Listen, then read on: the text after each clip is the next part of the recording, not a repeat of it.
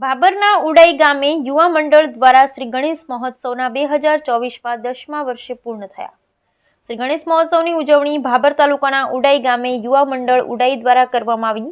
ગણપતિ દાદાની ગણેશ ચતુર્થીના દિવસે સ્થાપના કરાઈ હતી, જેમાં ગણપતિ બાપ્પા મોરિયા, ઘીમાં લાડુ બોળ્યા, ગણપતિ બાપ્પા આપણા એવા નાદથી ગણપતિ બાપ્પાની સ્થાપના કરાઈ હતી.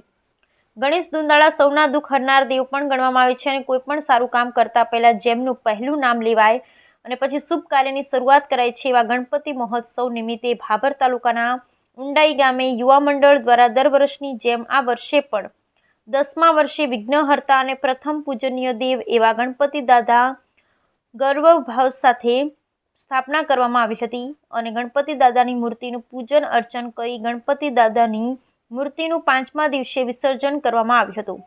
101 કિલોના મોતીચૂર લાડુનો પ્રસાદ ધરાવી હર્ષ ઉલ્લાસ સાથે ગણપતિ બાપ્પાને વિદાય આપવામાં આવી હતી. બ્યુરો રિપોર્ટ ગોપાલ કે પૂજારા, ભાભર, બનાસકાંઠા.